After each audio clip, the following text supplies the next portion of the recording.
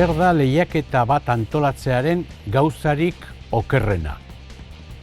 Bueno, gauzarik okerrena da ziurrenik jende askorekiko harremana izan behar dela eta denok ez degula berdin erantzuten. Eta bueno, horrek gora bera gozoak, baina gehien bat gaziak sortzen dituela. Paperezko liburua ala liburu elektronikoa, zein nahiago duzu? Nik oso garbi dakat, nik paperaren garaikua naiz. Irakurri izan dut inoiz liburu elektronikorik, novela 2 edo 3 irakurrita dazkat, baina nik nire joera papera da.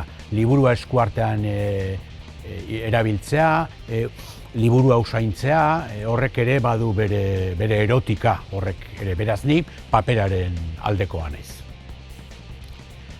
Zein da zure ustez literaturako pertsonaiarik gorrotagarriena?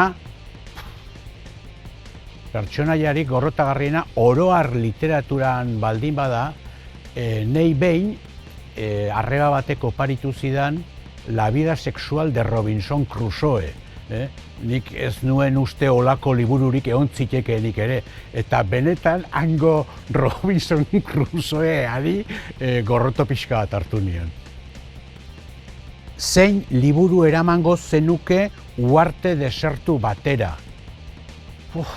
Bueno, zein pentsatzen dut bakarra izango dela, asko eramango nituzke esan beharrik ez dago, baina bat aipatu beharko banu oraintxe, agian Ramon Saizar Vitoriaren edozein eta bereziki agian Gorden Azazul Urpean. Genero literario bat bazina, zein izango zinateke eta zergatik? Ziurrenik eleberria izango nitzateke, joera ere kontatzeko eta haundia dakatelako eta gehien lotzen zaidana genero hori dalako. Zein idazlerekin egingo zenuke parranda? Egin dut idazle batzuekin parranda eta errepikatuko nuke. Zalantza izpirik gabe Paco Aristidekin errepikatuko nuke, ze azkena egin nuen azkenetakoa arekin izan zen eta goizeko 6etan amaitu genuen. Dirua lortuko bazenute, jarraituko zenukete?